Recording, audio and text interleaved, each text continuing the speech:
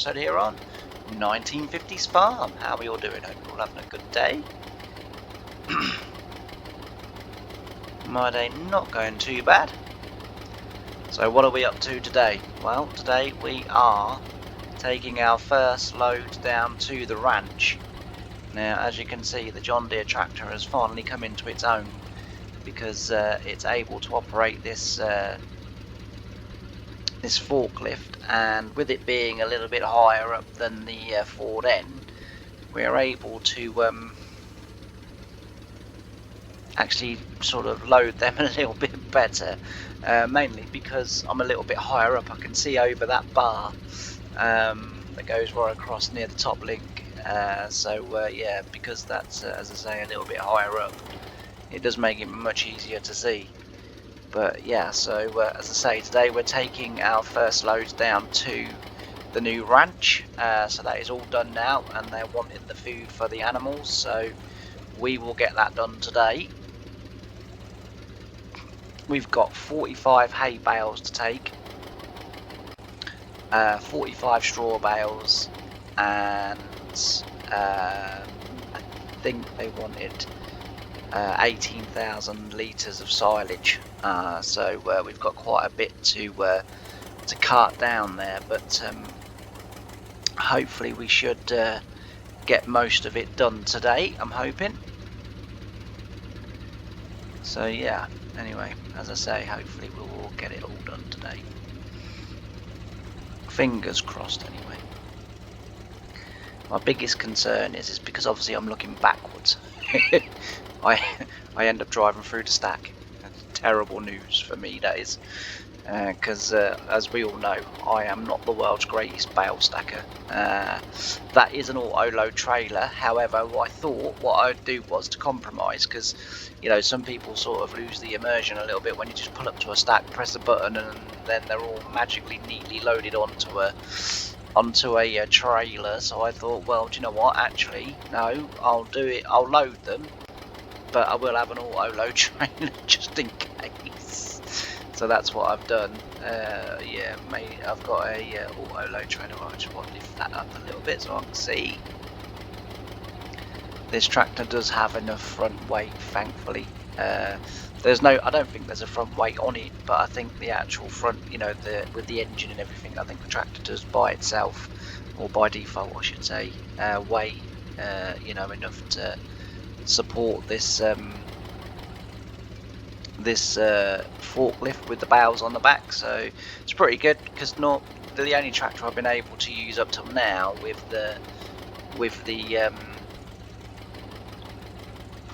forklift has been the Ford N, which is fine. I mean, there's no problem, but you know, I've been then doing sort of the job related. So if I was loading bales, I was like using the McCormick to pull the bale trailer again, you know, which is no trouble and no problem. You know, it's a more than capable tractor, but just sometimes, you know, I've been talking to Ray quite a bit, and as you know I do, and he said, like, you know, the Ford N, he said, like, some of those jobs that you're having to use the Ford N for you know, loading, you know, the job on the other end of the loading, i.e. the muck spreading or whatever, he said, you know, although he said that McCormick manages it fine, he said, and you know, he said it's nice to use, you know, a variety of tractors on different jobs and stuff. He said, but you know, if you would have the Ford N on it, you know, and so he said, like, you know, he said that John Deere that you've now got, he said, which funnily enough, he said we had one of those on I think he said it was his uncle's farm, and he had one of them, so that's pretty cool. And yeah, he said, like, you know, try putting the forklift on that and seeing if it will work. So literally, you saw me load the first load of bales and with the forklift, and that was me trying it out. So I literally decided I was gonna play Russian roulette, do it on camera, see what happened. because we all like to see Mr. Jimmy D muck up, don't we? Yeah, do you know what I mean? We like to see it go wrong a little bit. Nothing wrong with that, of course. But to be fair, actually, this tractor has stacked these bales quite beautifully. To be fair, the only thing you got to make sure is that you've got your wheels in a straight line. Ooh, that one's just tilted a little bit. Look at that. Look, that's unfortunate. I thought I was going to get a perfect load then. Yeah. As I say, hopefully you're all having a good day and it's all going well. So there's a few little things coming up in the future, in the sort of not too distant future I fancy.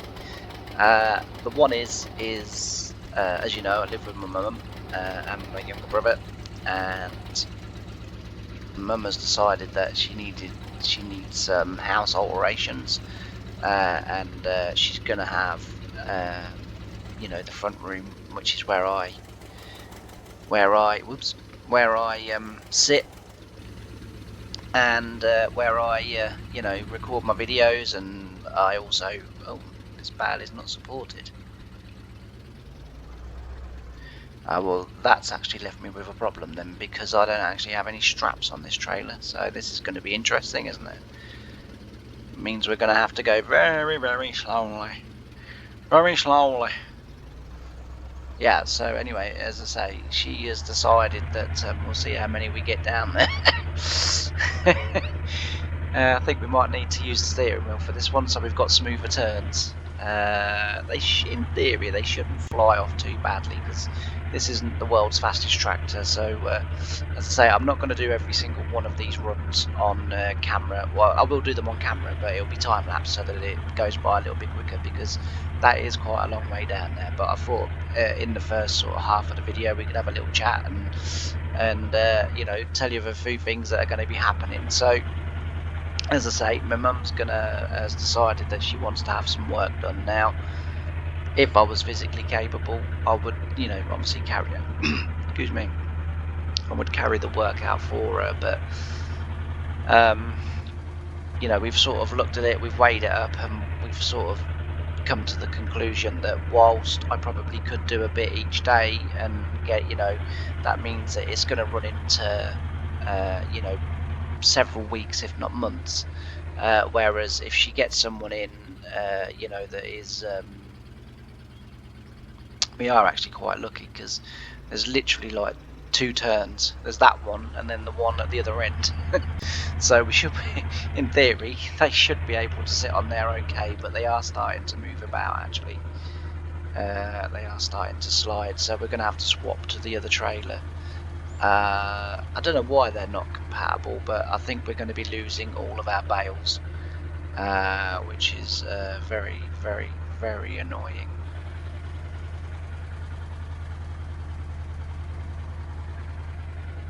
But as I say, there is no straps to this trailer.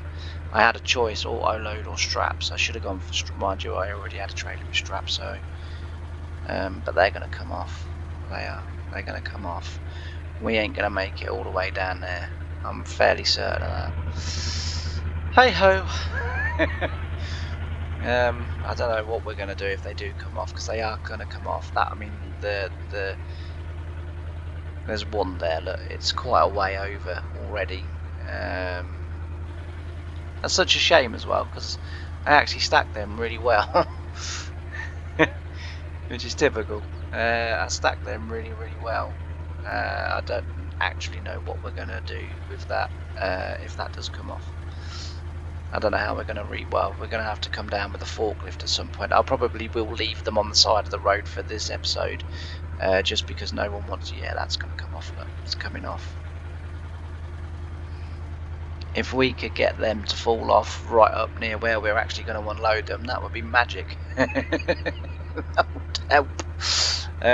But yeah, I don't think we're going to get past our farm, let alone you know, all the way down there. But anyway, the road's fairly smooth. It is relatively straight by the looks of that. It looks like there's a little bit of a bend in there, but But yeah, only having one forklift, I couldn't even stop at our farm and push them back on, which is a bit of a bugger. But anyway, as I say, they're going to come off. But here they go. Look, they're wobbling. They're wobbling. The others look fairly stable, to be fair. What I might do is I might just drive a little bit nearer to the edge, because that was always going to happen. And there we go. That's really frustrating, because I actually stacked them really, really well. And if I'd have had straps, that would have looked a picture. That would have been all right. That would have. I'd have been dead. I'll say that again. I'd have been dead. Oh, it seems I have lost the ability to self-praise. I would have been deaf. I would have been dead chuff with that. There we go. That's apparently not very easy to say, that isn't. Even at bloody 10:50 in the morning. Yes, I'm recording late today again. I do have a good reason for this one though, to be fair. But anyway, back to what I was saying. So Mum's decided she's going to have some work done to the house, and because she's beyond work for herself, to be fair to her. Don't tell her I said that. And yeah, so she's going to have some work done to the house. I don't know when it's going to be. It's going to be within the next, I would say within the next month. But I'm sort of kind of telling everyone early, you know, just in case it actually happens a bit earlier than that. Yeah, so she's say going to have some work done to the house, and one of the main rooms that she's having changed is the living room. And that obviously that means that I've got to move out just for a day or two, you know, or probably a week, I would say, and so it does mean that I won't be able to record for a week. So it looks like the next lot of bales is about to go, and yeah, so as I say, I won't for probably a good week or so. I'm not going to be able to record because I'll have nowhere to set my computer up, because they're going to go through the whole house, and I've decided that I'm not going to keep setting it all up, knocking it all down, setting it all up, knocking it all down. It's a bit too much work for me. You know, I don't mind doing it if that's where it's going to live, you know, and so therefore it's no big deal sort of thing. But you know, as I say, I'm not going to keep building it all up and then knocking it all down again, you know, and then moving it to the next room and then to the next room. So for a little while, you know, I'm probably envisaging about a week, maybe 2 weeks. There won't be any videos, which does bother me, because I'm a bit worried that people will then start unsubscribing, and it's bloody hard enough to get subscribers as it is. But unfortunately, you know, there isn't nothing I can do about it. Like I say, you know, obviously it's her house, and you know, if she wants you know, work doing and done and what have you, you know, I have to go with that. You know, I don't really have any choice in that matter. But as I say, there won't be any videos for a little while, but as soon as we're back in and we're back set up, you know, we'll be recording and we'll be going again, and you know, we'll try to you know, sort of get ourselves back on. But yeah, so as I say, the new ranch is now completed, and if we do get there and we've only lost 2 bales, honestly, like, I'll be made up. I can't believe these are not compatible with this trailer. Oh well, like I say, we'll just have to swap over to the other trailer, because the other trailer's got straps, so we could strap them up. But I won't be able to stack them as neat as that again. So now apparently with this new ranch they've got, apparently you have to go in one end and come out another, which is a bit frustrating really, but well, I guess it's not really, is it? It's no real skin out of my nose, I guess. But yeah, it would be nice, especially with bales precariously placed as this, as they've sort of slowly, those 2 have started wobbling now, and we've got a turn coming up. So apparently this is called a 6 Oaks Ranch, and I'm guessing by the title, there's 6 oaks in here somewhere. Ouch. 6 oak trees in here somewhere. So you would have thought they'd have had them open the other way, wouldn't you? Oh, I knew that bump was going to be too much. I knew it. We've got another bump in a minute, I think. Yeah, we've got another bump in a minute. It's a nice smooth road though, to be fair.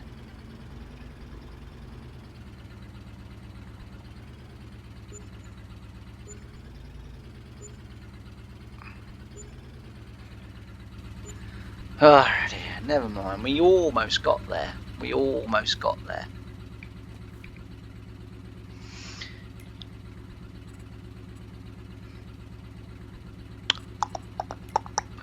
Yeah, we almost got there. I was gonna sort of try and sort of. Oh wait, why is that one not selling? Ah, there we go. Apparently the sell points are not at the beginning.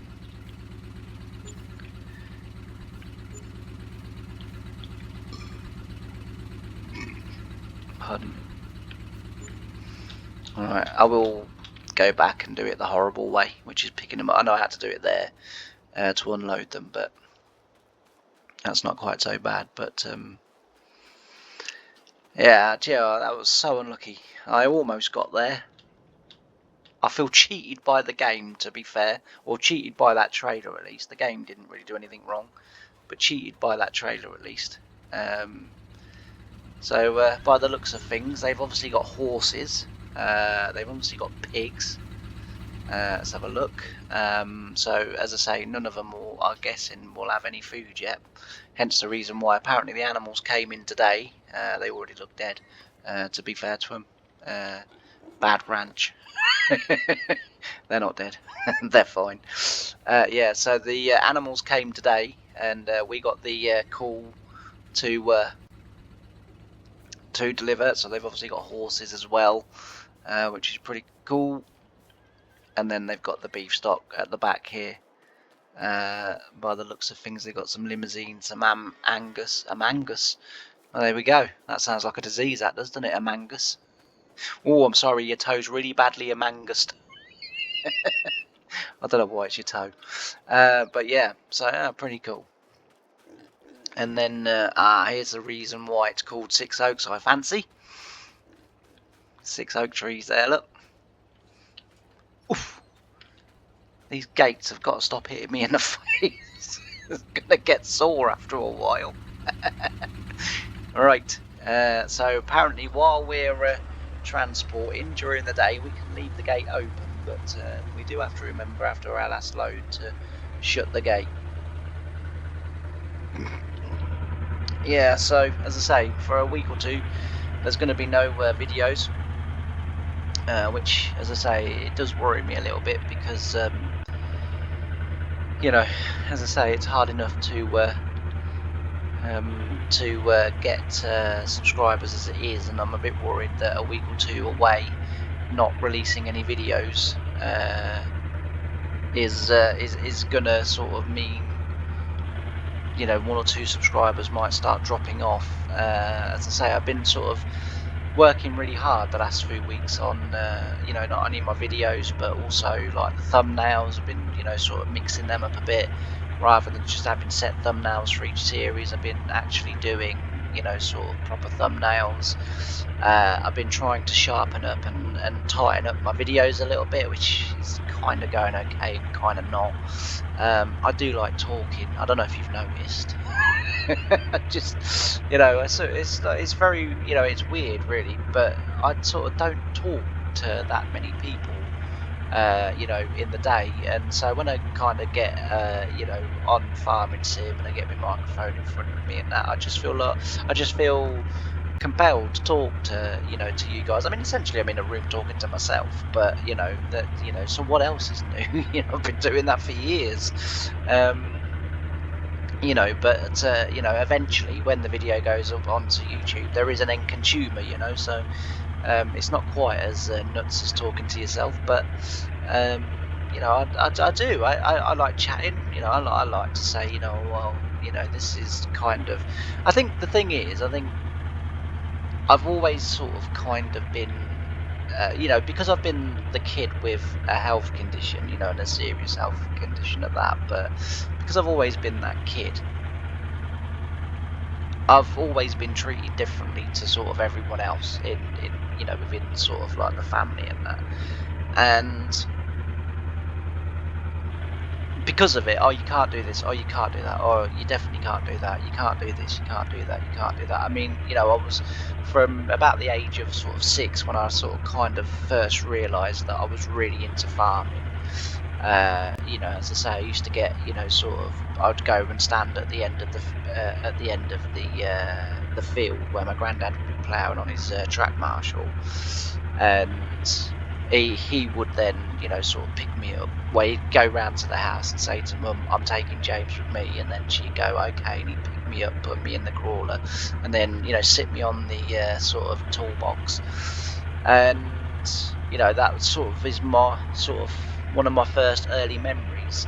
Sort of the what memories before that are just hospital and stuff that happened there, but sort of away from sick child, if you like. That's kind of like my first memory, or one of my first memories. And you know, and I sort of said to Mum, "Oh, I want to do that one day." And you know, at the age of 6, she's like, "Oh yeah," thinking, "Ah, he'll grow out of it."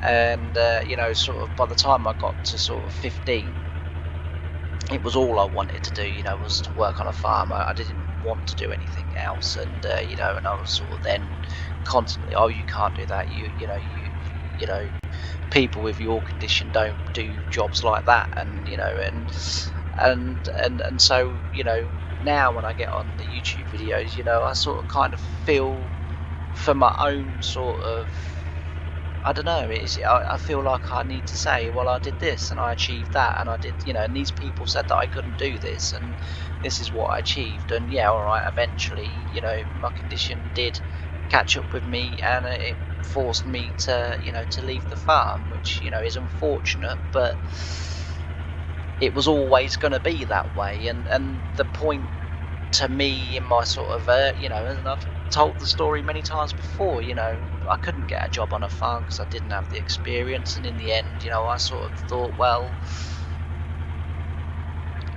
you know, you got to do whatever, you know. And I was writing letters to farms, I was going to farming. None of them, you know, they're all like, "Oh, you haven't really got you know, no experience." No, you know, they said you're quite knowledgeable about farming, but knowledge isn't going to get you to, you know, put a plough on the back of a tractor or do this or do that. And I kind of said to them, well, but that's where you teach me. I said, and I learned fairly quick. I said, like, you know, I should pick it up within like a few days or whatever. I said, like, you know, and they was like, nah, it's just, you know, we don't have time to, you know, to babysit someone through learning. And eventually I sort of got a bit fed up with that, and in the end I sort of decided, well, I know what I'm going to do. And as I say, the summer of 2006, I waited until about sort of late July, early August, and I went to the local John Deere dealer and said, you know, can I hire a tractor and a plough? And they were like, why? And I was like, well, because I'm then going to go to other farms and to all the farms in the area and see if someone will let me go and do some ploughing for nothing. I said, like, you know, I said, the only thing I'll kind of want from them is diesel.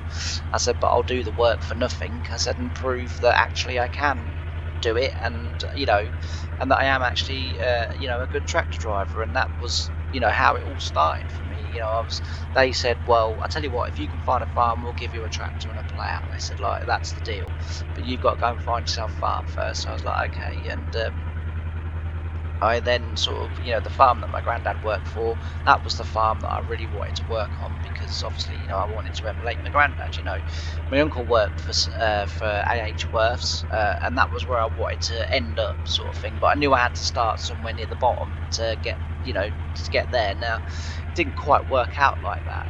I did go to Worth's for a job, so I'd been with the farm that accepted me after I did the ploughing for nothing. In 2007, they said, like, in 2007 in August you can start here, because that's when so the guy that I was replacing, he was retiring, so I kind of got a bit lucky. But I was able to sort of to prove myself at no risk to them and no risk to me. And then they was like, well, actually, Jim's retiring next year, next November. Come in the harvest, we'll put you on trial for 13 weeks. From sort of the start of harvest to sort of the end of sort of harvest and drilling and cultivations and stuff. By the time Jim retires, your 13 weeks will be up, and then we will we'll kind of see where you're at, and if you've done good and well and learned and sort of met expectations, then we'll take you on. And that's what they did. And I'd been there about 4 or 5 years, and Worths used to come down and harvest our vining peas, and so they used to come and like check on us when we were drilling them. So we used to drill them for them, and I was drilling the peas, as I say, one lovely March spring day, late March day, really warm. I remember it as good as sort of as if it was yesterday, and the farm manager at Worth sort of came down, had a look, and said like, well, we've got a position available. We'd like you to come for an interview, because I'm sure you'd want to, live in the, or sort of follow your uncle's footsteps, and which I did, because he was the one that I looked up to. I mean, my granddad was a really good tractor driver on the farm that I worked on at the time,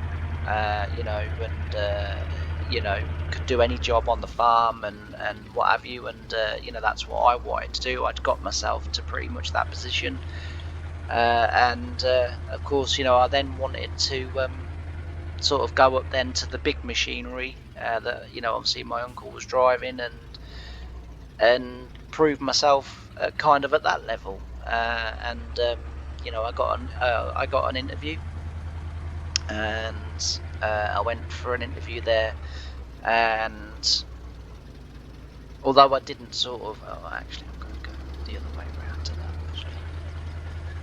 Although I went for an interview, I didn't get the job, but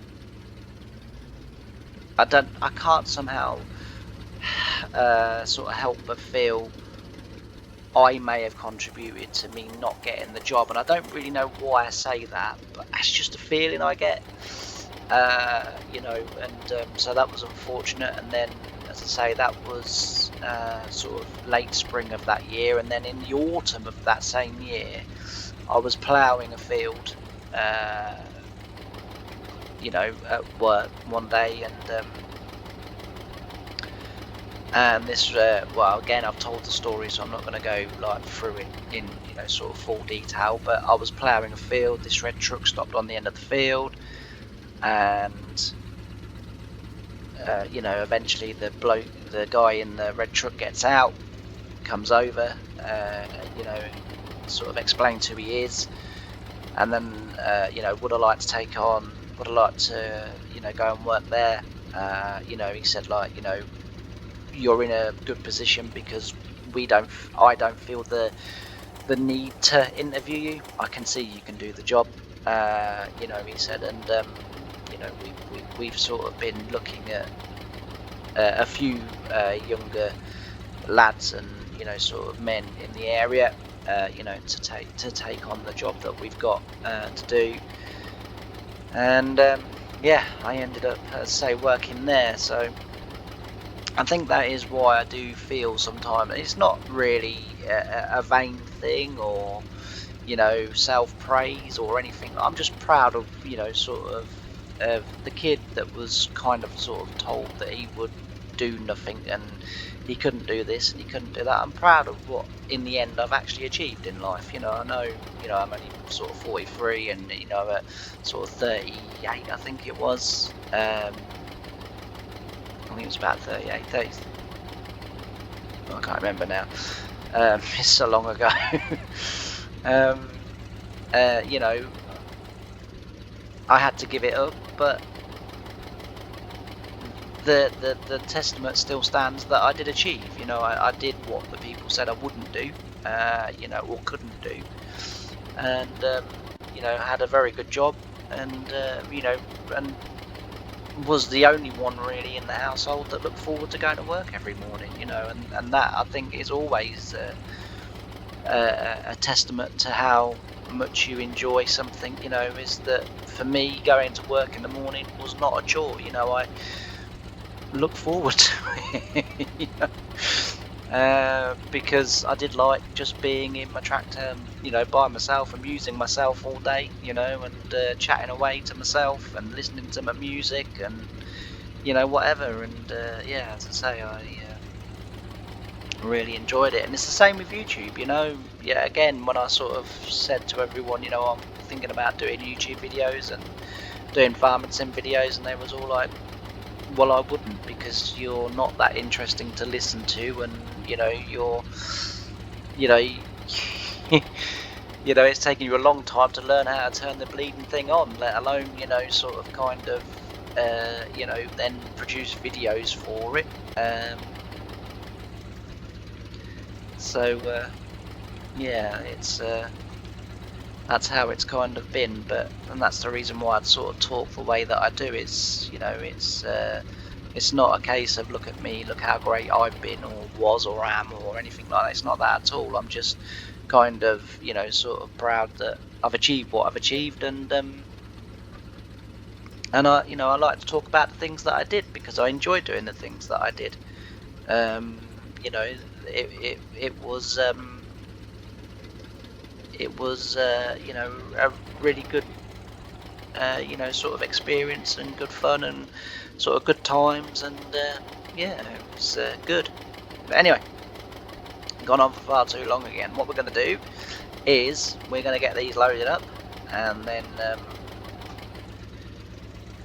then we are going to get them over there. That will be the hay bales delivered, and then we need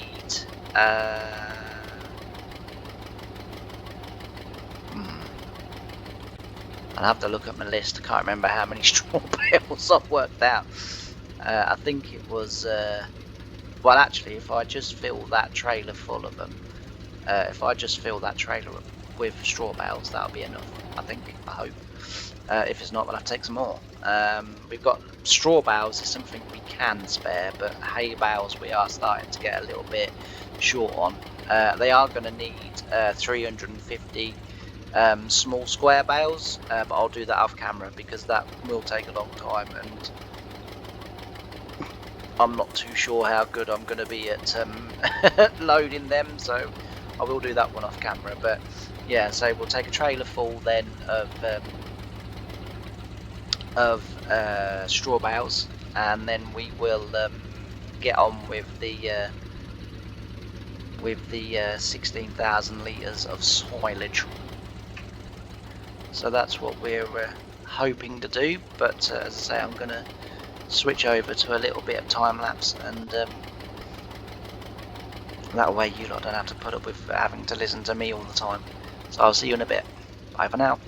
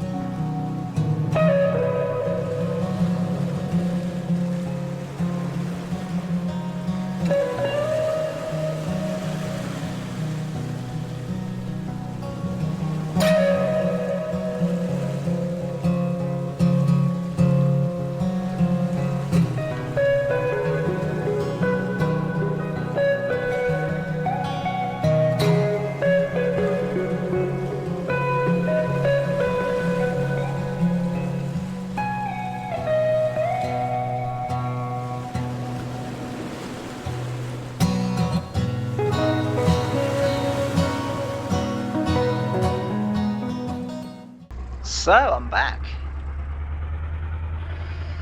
that's got that done. So we've delivered the 2 trailer fulls, which is roughly about 16,000. I think it works out about 15 actually, but so we've got them delivered. We've also delivered the straw bales, and the hay bales. So all in all, it's been a good day, apart from those 2 bales there, of course. But all in all, it's been a decent day, and as I say, we've been busy at it, and we've done well.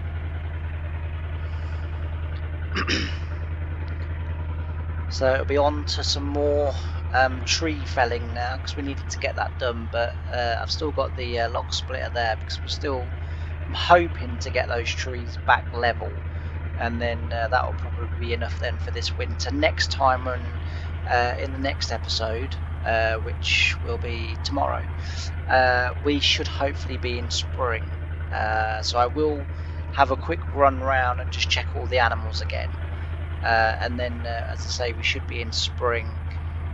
I won't record every time I take, every time they want bales or silage or whatever. I won't record every single one, but I will, sort of sporadically, sort of include, sort of taking bales up there, or or whatever. I have to say, I've been mightily impressed with that forklift on the back of that John Deere. That's worked really, really well. I've been really, really pleased with that. I've been really impressed with that as well, and so I'm really happy with that, because it's nice on this tractor. But it's nice having this tractor able to do jobs like this, because this is actually a couple of 3 mile an hour faster than the McCormick. So, as I say, it's good to have a little bit more, especially when we're running distances. But also as well, because that John Deere, we can use it when we're out in the field cultivating or whatever. But it's good that it's kind of got a specific job now that it can do. So it can sort of load the muck spreaders and stuff now, and this tractor can go onto the muck spreaders. And then what I'll probably do is, at some point in the year, we will get rid of 2 of the John Deere A's, probably have another one of the John Deeres that we've got now. But it's I mean, playing this playthrough, and obviously having Ray as well, who sort of lived the 50s, and he is sort of, I mean, he was the one really that highlighted it, but I'd sort of kind of been thinking it myself, and then thought, nah, probably not. It's probably just the way this particular save has worked out. But he said that in the 50s, when mechanisation started to really come into farming, and also as well, that it took a good 10 or so years before the workforce could start to be replaced again, in terms of people's either still out involved with the war, or sort of coming back, and other people settled elsewhere, and a lot of the Americans obviously would have settled in the UK, vice versa. A lot of the UK was sort of heading out to Australia and places like that, to settle, and it's quite funny to think that you think nowadays, I mean, the farm I worked on, the second farm, you're looking at, probably it was employing around about, I would say in total, about 40 to 45 people. And that ranged from estate workers, so people that were sort of doing grounds work, and the estate, and sort of things like that. Then obviously the sort of main tractor drivers, then the people that worked on the dairy. Even though the dairy was kind of separate from the arable, it was still the same family that owned both. So that we all work for the same sort of people or person, and this has started to sort of highlight it as well, where you know, the people are retiring now on the second farm that I worked. When they're retiring, they're not being replaced no more. You know, machinery's getting bigger, machinery's getting far more reliable, machinery is just all round sort of better. And, you know, Ray was sort of saying that in the 50s, you know, he said it wasn't too dissimilar a thing that was happening then. He said by the time you get to sort of like the 80s and the 90s, then, you know, he said machinery was a much of a muchness. It wasn't sort of accelerating in terms of growth, in terms of size and width and power as quick as what it is now. You know, he said like now, he said as soon as they make a 400 horsepower tractor, okay, we now got to make that 500, now 600, now 700, you know, he said. And you know, you know, he said there are, you know, places, I mean, like you think of the Big Bud, I mean, what's that, 1,000 horsepower now? You know, the UK is starting to get a lot more sort of 600 and 700 horsepower tractors. You know, most farms now where I live have either got the Claas 9800 or, you know, the new Hollands. I see two of them this year. The Fendt, I can never remember what they're called. The Fendt Adco ones, the black ones. I don't know if I'm able to get it up this early in the thingy. I can never. These ones, the ideals. That's it. You know, you got quite a few of them. Obviously, there's a few X9s now around. But I'd say the 8900.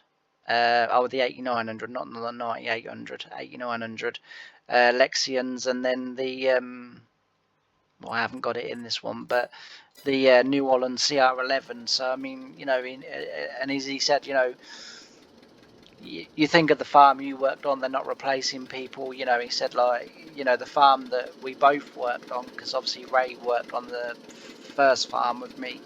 I mean, he was there, you know, long before I got there, you know, which was the same farm as what my granddad worked on, and he said, you know, you think they now have two people that run that farm. You know, he said, and when we were there was four of us, and now it's two people can run it.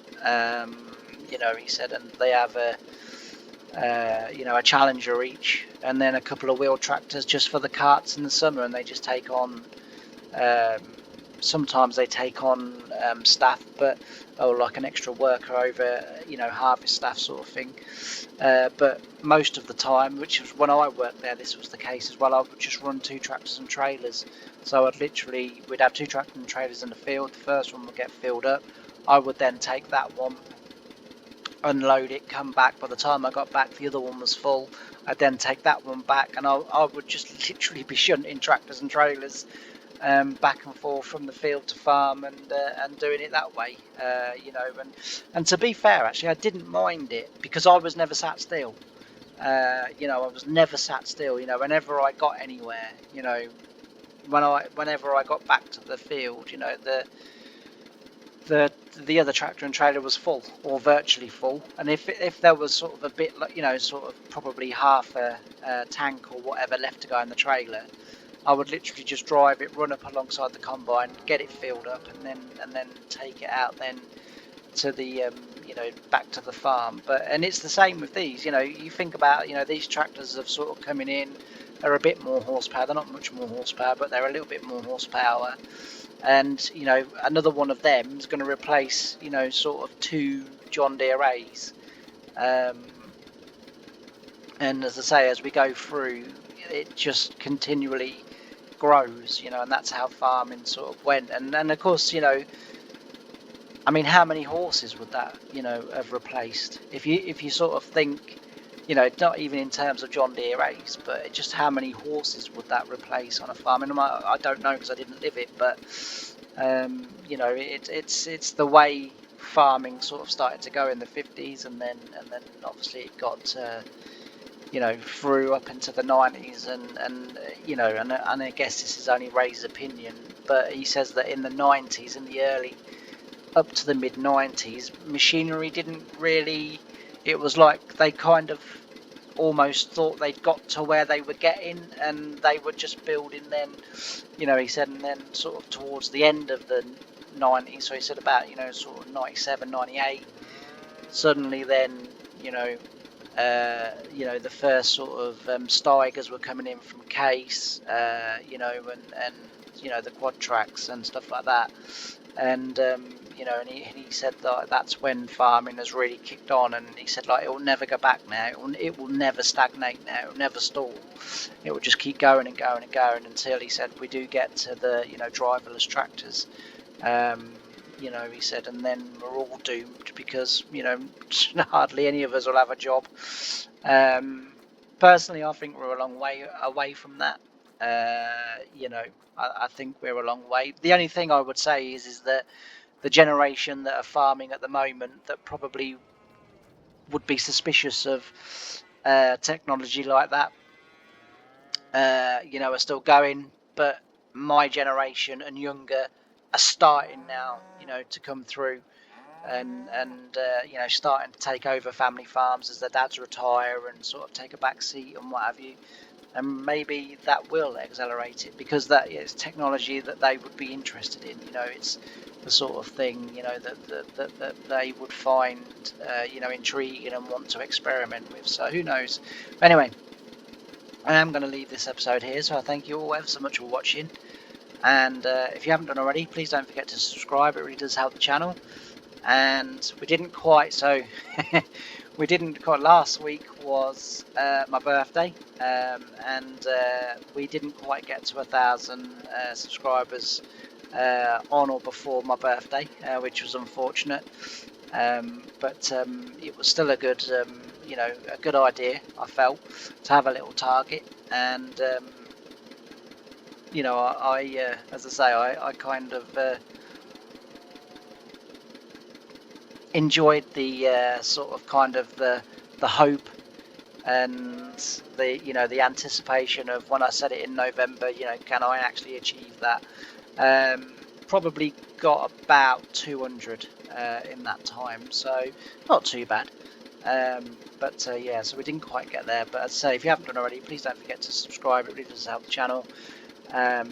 Share the videos wherever you like, to share your media content and the videos, share them wherever.